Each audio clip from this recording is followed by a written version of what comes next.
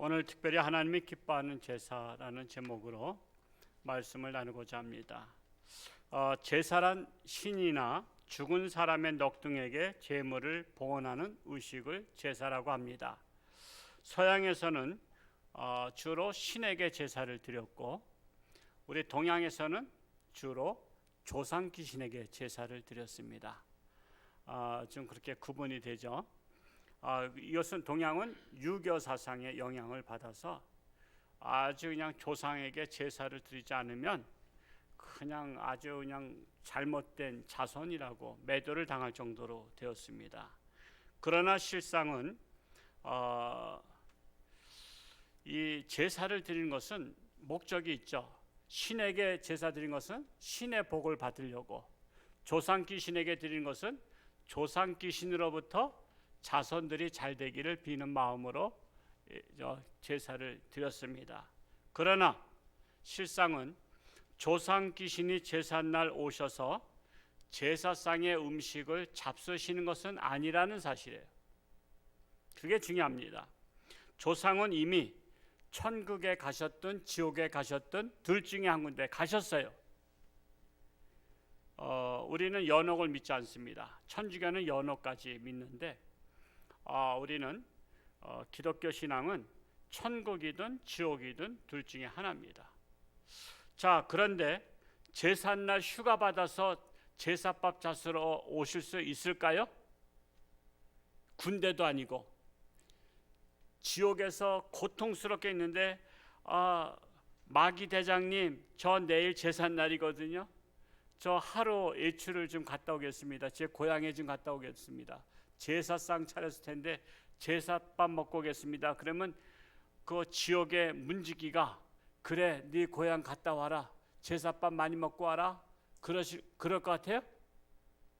여러분, 우리가 상상해 봐야 되는 거예요. 상상해 봐요. 제삿날 누군가가 굳이 온다면 그 조상을 가장한 귀신이 옵니다. 귀신은 영적 존재이기 때문에 떠돌아다니고 있거든요. 그래서 누구 집에 제삿날이다 하면 그 집에 할아버지 제사인지 할머니 제사인지 귀신은 다 알아요. 그래서 오늘 내가 저 할아버지 흉내내서 내가 제사상 얻어먹고 와야 되겠다. 그리고서는 귀신이 제사상에 앉는 거예요. 더럽히는 거예요. 마치 옛날에 떡 하나 주면 안 잡아먹지 하면서 그 어머니가 그 호랑이가 이렇게 어머니 가장해서 한 것처럼 귀신이 조상을 가장해서 제삿날 오는 것입니다. 그러니까 귀신 들어오라고 문 열어놓는 거예요. 조상이 오시는 것은 아니라는 사실이에요. 그래서 제사는 귀신에게 하는 것이고 속아서 제사를 드리는 것이다. 이 말씀이 성경적인 근거가 있어요. 고린도전서 10장 20절에 보면 우리 같이 읽어볼까요? 시작. 무릇 이방인의 제사하는 것은 귀신에게 하는 것이요 하나님께 제사하는 것이 아니니 나는 너희가 귀신과 교제하는 자 되기를 원치 아니하노라. 이방인의 제사, 하나님을 믿지 않는 자들의 제사는 누구한테 하는 것이요? 귀신에게 하는 것이요. 귀신에게 하는 것이요. 하나님께 하는 것도 아니고 조상에게 하는 것도 아닙니다. 귀신에게 하는 것입니다. 그러므로 제사는 귀신을 기쁘게 하는 행위요 실상은 조상이 오셔서 제사밥을 잡수는 것이 아닙니다. 그런데 세상 사람들은 교회에 나가면 조상을 섬기지 않는다고, 즉 제사 지내지 않는다고. 나 교회 못 나가. 왜? 나 제사 드려야 되잖아. 교회는 제사도 안 드리고 조상도 몰라보는 그런 나쁜 사람들이잖아. 그러니까 교회 다니면 조상도 몰라보는 사람들이래. 그런데 그렇지 않습니다. 조상이 와서 제사 드린다면, 그게 사실이라면 목사인 저도 제사 드리겠어요. 1년에 한 번만이 아니라 매일 드릴 거예요. 저 같으면 조상이 오신다면 1년에 한 번만 잡수고 되시겠어요? 한번 나를 생각해 보자고. 우리가 보통 제가 여러분에게 금식기도 하자고 제안할 때가 언제냐면 사순절 기간에 내지는 고난절 기간 동안에, 고난 주간에 우리 한번 하루 금식기도 하자 그랬는데 하루도 못해. 거의 다 못해. 하는 사람 몇십 명 안 돼. 그래서 제가 또 할 수 있도록 기회를 주기 위해서 그러면 하루 금식이 힘들면 한 끼씩 3번을 하자 그랬잖아. 근데 그 한 끼도 못 굶어. 그런데 생각해보자고.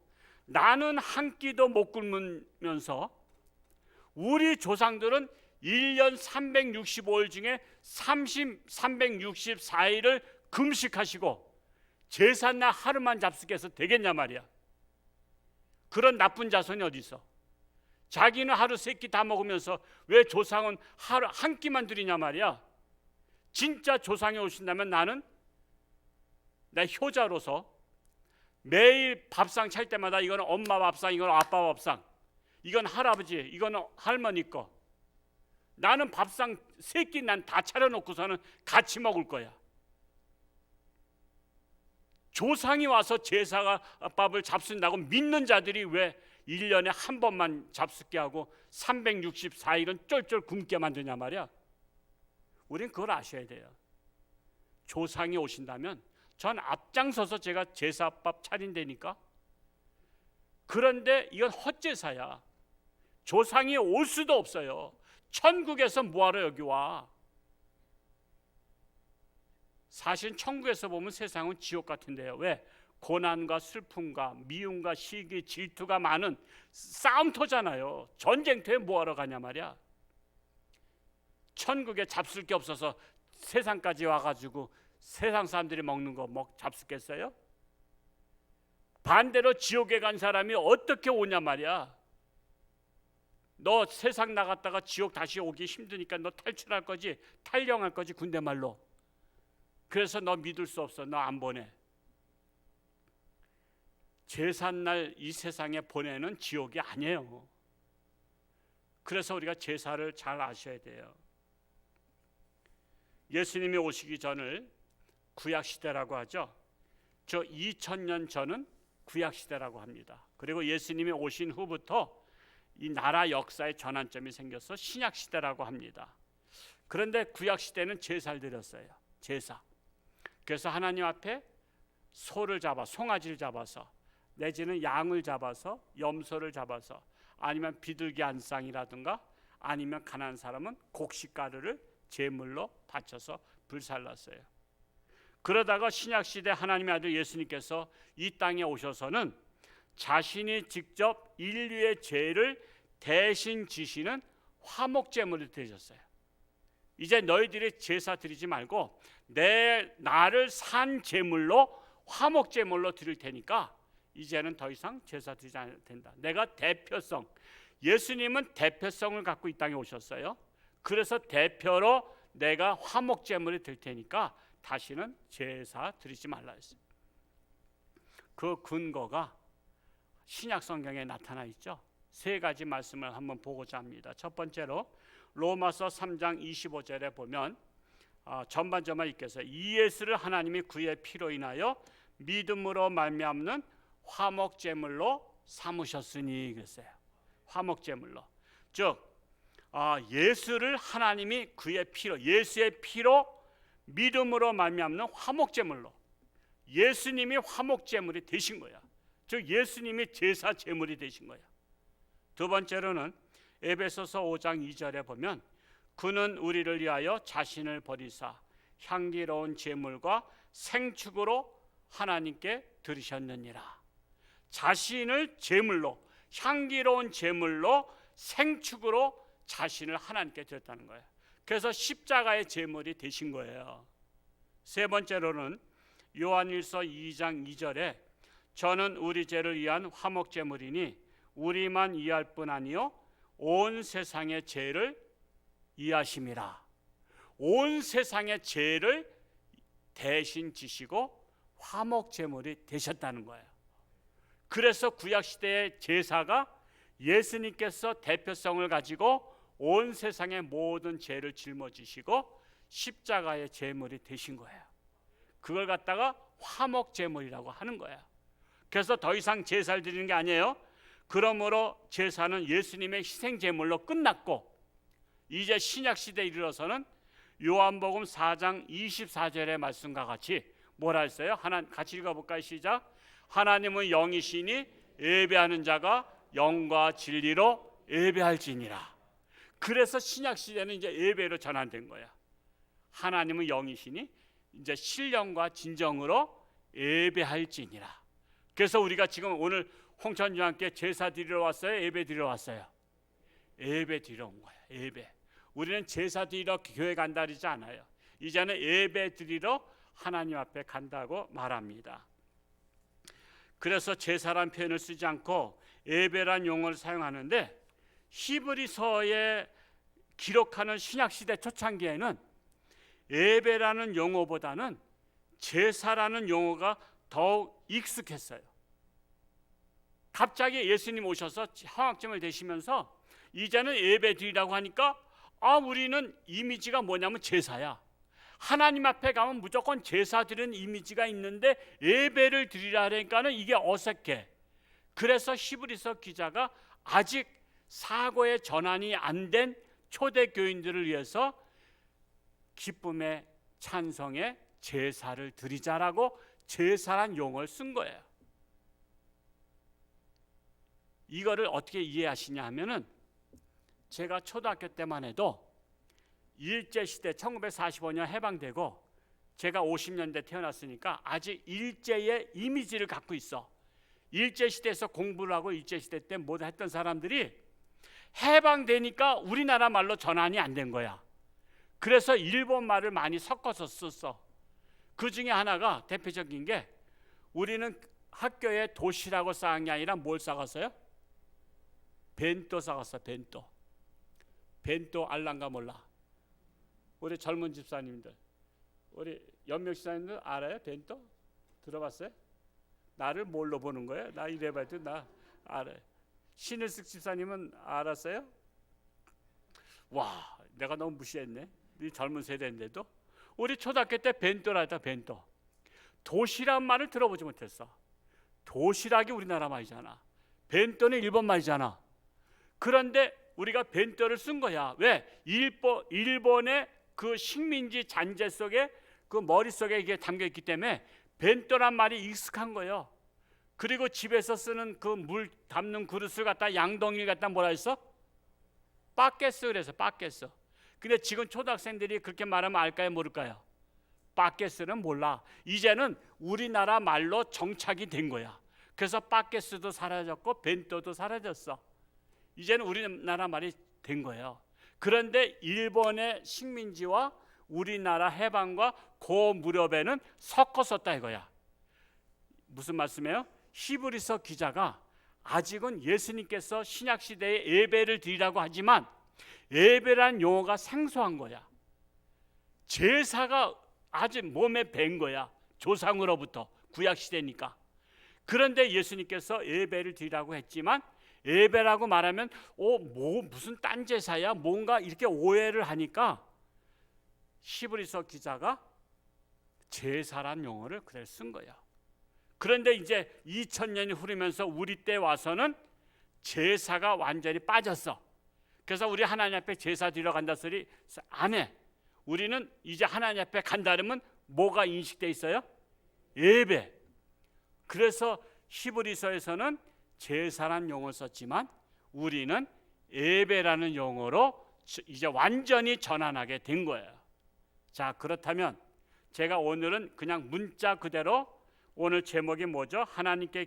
하나님이 기뻐하시는 제사라고 썼지만 현대적인 용어로 우리가 이제 바꾼다면 하나님이 기뻐하시는 예배, 하나님이 기뻐하시는 예배, 이 말이 이제 오늘날에는 맞는 것입니다. 이제 그렇게 이해를 하시고 오늘 말씀 속으로 들어가 보겠습니다. 자, 그렇다면 우리는 현대인이니까 하나님이 기뻐하시는 예배는 무엇인가? 오늘 본문을 통해서 말씀을 드리고자 합니다. 첫 번째로 하나님이 기뻐하시는 예배는 찬송의 예배라는 거예요. 찬송의 예배. 우리 히브리서 13장 우리 15절을 다시 한번 읽어봅시다. 시작. 그러므로 우리는 예수로 말미암아 항상 찬송의 제사를 하나님께 드리자. 이는 그 이름을 증언하는 입술의 열매니라.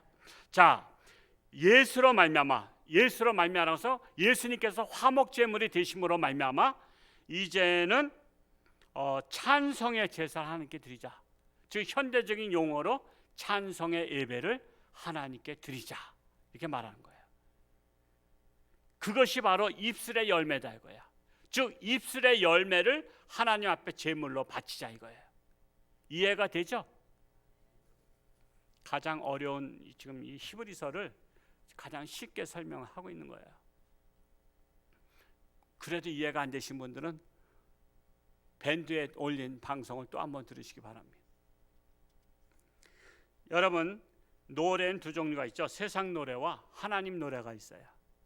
세상 노래와 하나님 노래, 찬송이 있는데, 세상 노래는 사람을 위로하기 위해서 지어낸 것입니다. 그래서 세상 노래를 부르면 사람들이 감동을 받고, 사람들이 마음에 아주 울적했던 사람들이 그 노래 자랑이나 아니면 음악회 가서 위로를 받잖아요.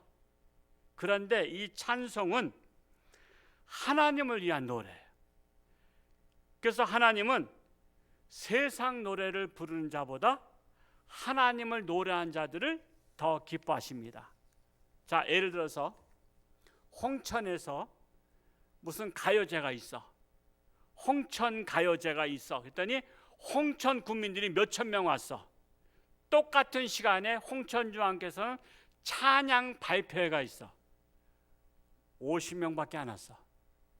그러면 세상 사람들은 교회 올까? 세상 노래장 갈까?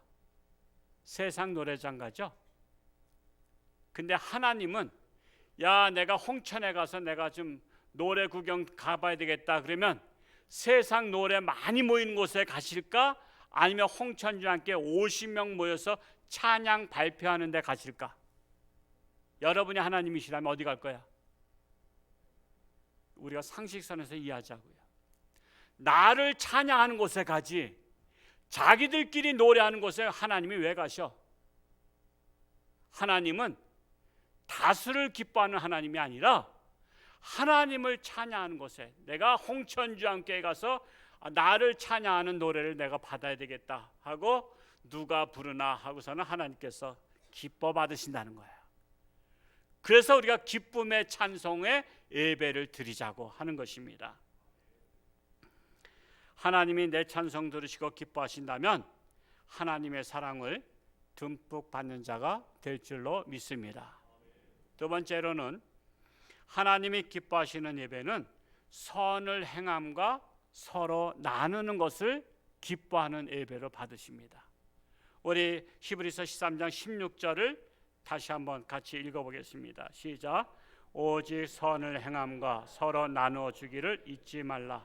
하나님은 이 같은 제사를 기뻐하시느니라. 이것도 제사라 그랬어요. 즉 이 같은 예배를 기뻐하시느니라. 어떤 예배? 선을 행하고 나눠주는 예배를 기뻐하신다는 거예요. 자, 왜 하나님은 선을 행한 자를 기뻐하실까? 묵상해 봤더니 선하신 분이 누구예요? 하나님이 선하신 분이에요. 하나님 한 분에 있는 선한 분이 없다 그랬어요.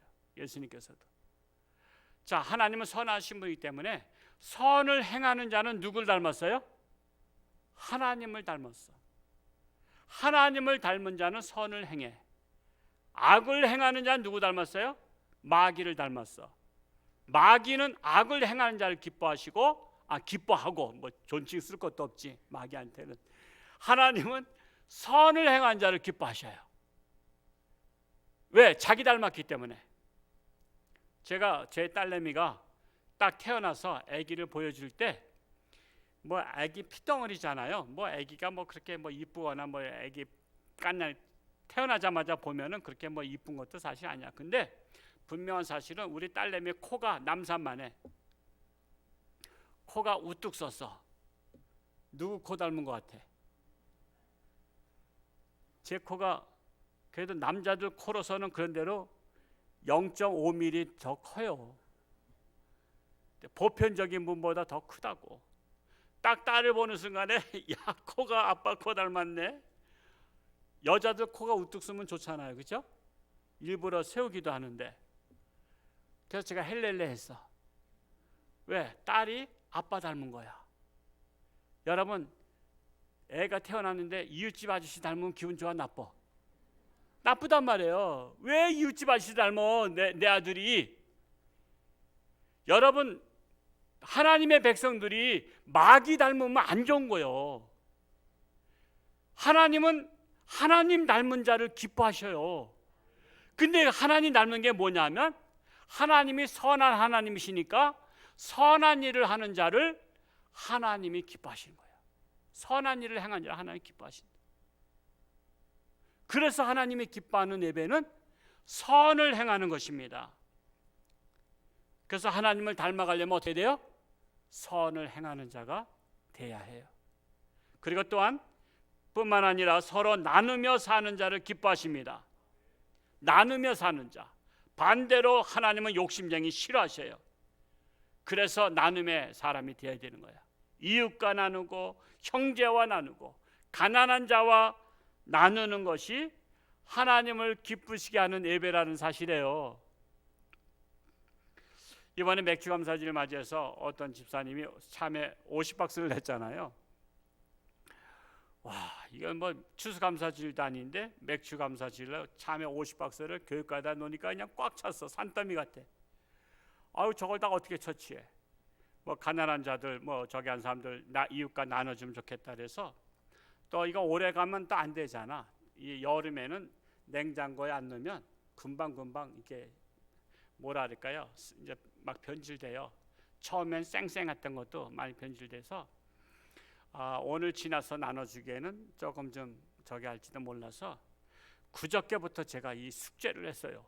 그냥 어딜 나눠줄까 고민하다가 우리 장애인 자활센터 직장 그 있어요. 여기 내려가다 보면 우측으로 가서 하이트로 맥주공장 쪽 가다가 보면 거기에 또 한 2박스 인원이 또 많으니까 주고 자활센터에도 또 하나 또 팍 내려주고 또 저쪽 양동원 가서 이게 저게 또 요양원도 나눠주고 저 행성까지 가서 나눠줬어요. 시골 교회 가니까요. 오늘 맥주감사주일에도 맥주감사주일 안 지킨대. 왜 안 지키냐 했더니 지킬 수가 없대. 교회 시골에는 젊은 사람들 없는 거 아시잖아요. 노인 80, 90대 노인들만 한 10여 분 계신데 이분들이 농사도 안 짓고 다 남들한테 다 빌려줬대. 그러니까 올해 농사 져서 하는 게 아무것도 없대. 그러니까 맥주감사주일이나 다른 날이나 똑같대. 그러니까 아예 맥주감사주일 안 지킨대. 가슴이 짠하더라고. 근데 참외 한 박스 갖다 주니까 노인 한 10분 모이는 예배에 이거 한 40개 전후가 되거든. 그러니까 참외 잔치를 하겠다는 거야. 참외 잔치. 아유, 너무나 기쁜 거야. 내가 운전 피곤한 사람인데 왔다 갔다 하다. 그래서 어제도 또 새벽 예배 끝나고 또 아침부터 그냥 서석으로 내천으로 두천면으로 저 화천면으로 쭉쭉 그냥 차에다 싣고선 다니면서 또 시골 교회는 또 길 옆에 있는 것도 아니야. 산골짜기 들어가서 있어. 들어갔다 나왔다 들어갔다 나왔다. 내가 차 기름 잔뜩 넣고 다니는데 보니까 740km 이렇게 뛰게 돼 있는데 620km다 내려갔어. 와, 120km 이상을 달린 거야. 그러면 40km가 100리잖아요. 120km면 몇 리야? 아니, 홍천 시내에서 나는 홍천 시내라 생각했는데 300리를 돌아다닌 거야. 300리를. 자, 300리를 돌아다니는데 내가 혼자 다녔거든. 차에서 뭐 하면서 다녔을까? 씩씩거리면서 이놈의 집사 왜 참외를 줘가지고 나 고생시키는 거야. 이런 생각 절대로 안 했어요. 그런 생각 절대로 안 하고 아이고, 이 집사 때문에 내가 이렇게 또 보람이 있는 일을 하는구나. 또 많은 교회들 또 참외 한 박스면 교인들 1, 20명 있는 곳에 잔치를 하겠구나 하면서 나도 모르게 찬송이 나오는데 그 오전 내내 찬송을 부르면서 다녔어. 찬송을 계속 부르다 보니까 가슴이 울컥해. 찬양이 울컥해요, 가슴에. 나 혼자 다니면서 눈물도 흘리고, 아무도 본 사람 없어. 나 혼자 찾으니까 눈물도 닦고, 하나님 왜 이렇게 제가 기도 제목에 주는 자가 복이 있나니 했더니 이렇게 줘가지고 저로 하여금 이 교회 저 교회 나눠주러 다니게 하십니까? 해서 얼마나 감사한지. 그런데다가 어제 그저께는요, 저 공명으로 가다 보니까 국보급 보신탕이 있어. 그래서 야, 국보급이면 얼마나 맛있을까? 그랬더니 근데 시간상 먹을 수가 없었어. 그냥 왔더니 교회에서 어떤 분이 기다리고 있어. 내일 보신탕 잡수러 가자고.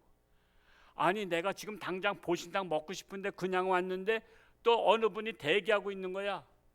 그래서 내가 할렐루야 하고서는 어제 점심 때 보신탕을 먹으러 가는데, 그쪽에 목사님들 그쪽에는 그것 때문에 일부러 안 갖다 드렸거든. 왜? 오시게 해서 직접 전달해 주려고. 그렇지 않으면 한 20분치 막 또 들어가야 되거든. 저 두천 저 골짜기까지 들어가려면.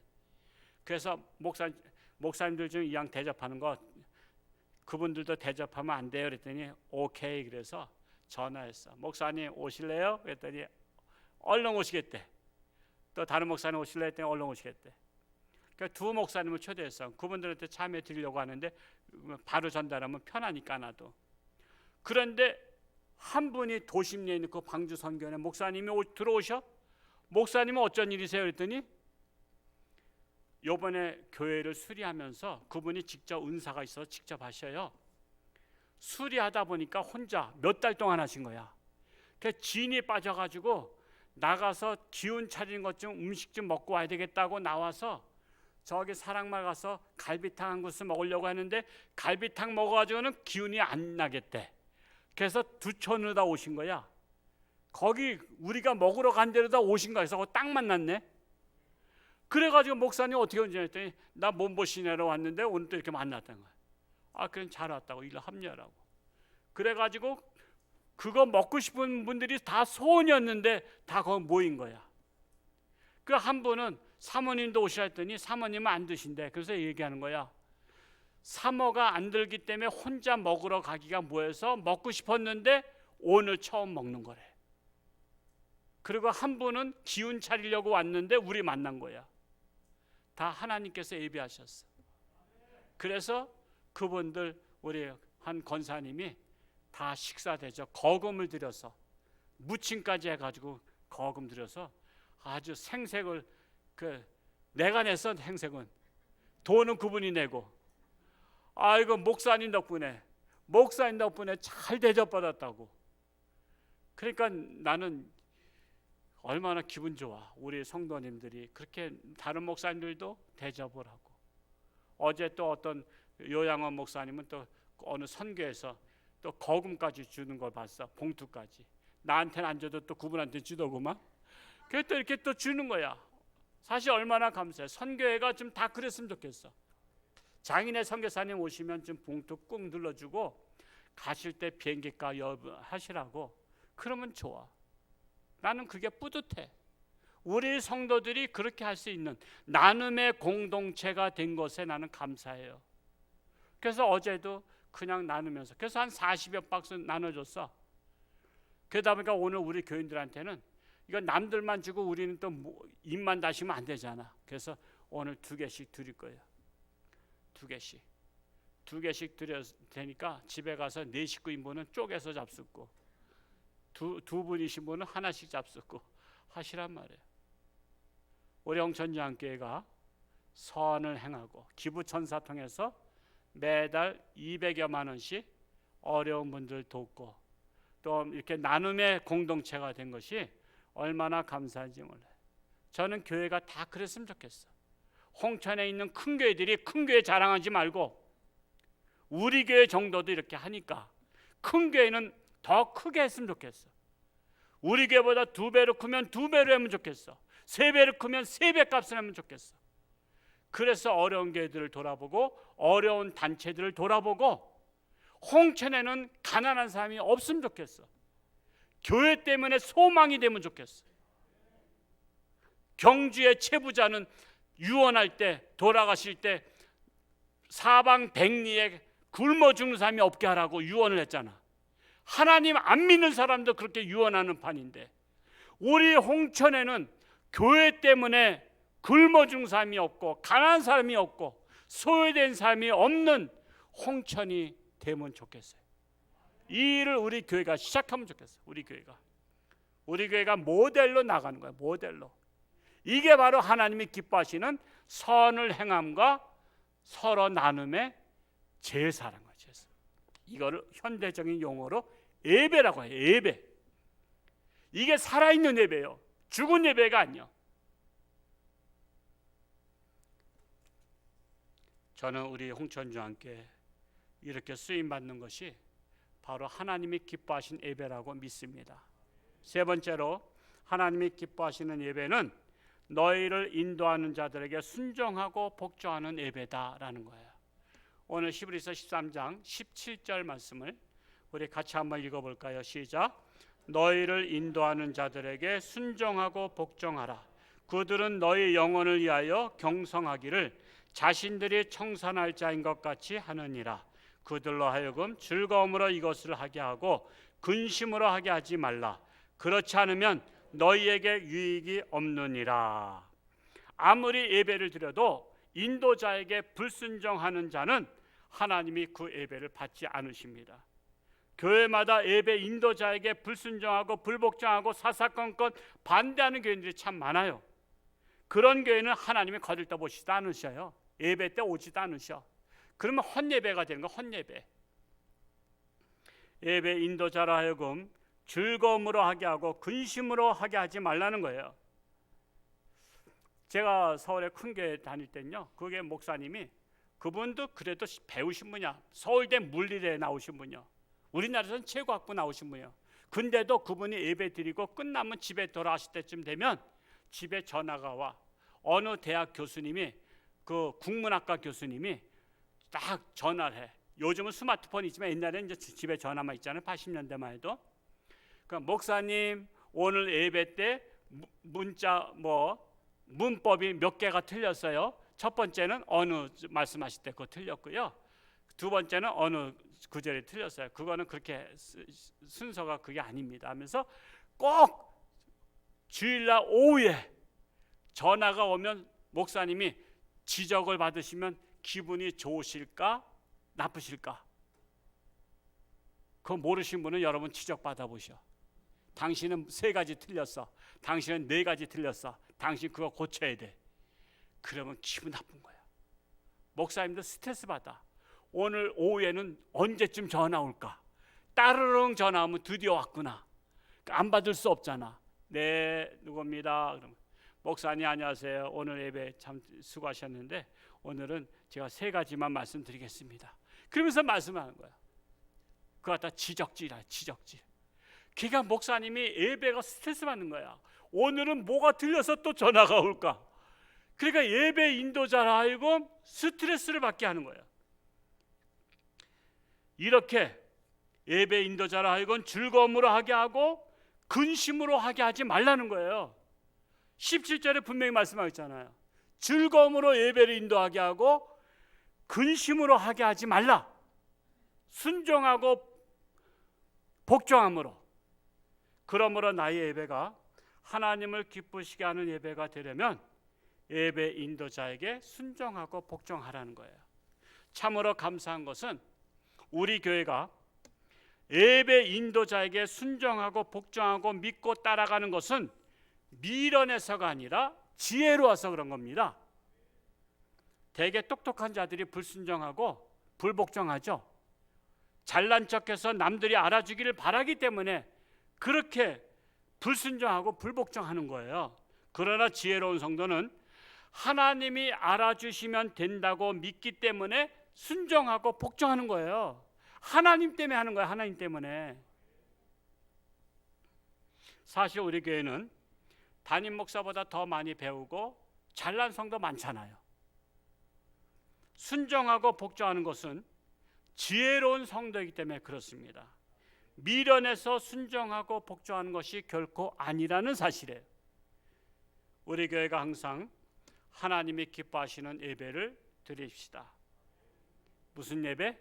찬송의 예배, 선을 행함과 서로 나눔의 예배, 순종하고 복종하는 예배를 드림으로 하나님께 인정받으시고 사랑받는 여러분이 되시기를 축복합니다. 기도하겠습니다. 하나님 아버지, 감사합니다.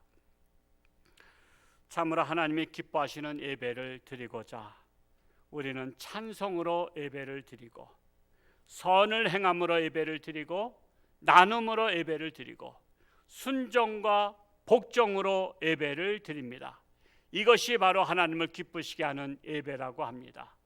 우리가 예배를 드리면서도 불평불만한다면 하나님께서 어찌 받으시겠습니까? 우리 옹천주안교회가 하나님의 마음에 합한 예배를 드림으로 하나님을 기쁘시게 할 뿐만 아니라 하나님의 사랑과 축복을 누린 자가 되게 하여 주옵소서. 참으로 오늘 맥주감사주의를 맞이했습니다. 우리는 보리 농사를 짓지 않고도 실컷 배불리 먹을 수 있는 시대가 되었습니다. 이 또한 감사한 일이요 하나님께 영광 돌릴 일입니다. 우리 옹천주안교회가 나눔의 교회가 되어서 우리 어려운 교회들과 어려운 시설들과 나눔의 공동체가 되게 하신 것을 감사합니다. 주는 자가 복이 있다 했사오니 평생 주는 자로 살아가게 하여 주옵소서. 예수님의 이름으로 감사하며 기도하옵나이다. 아멘.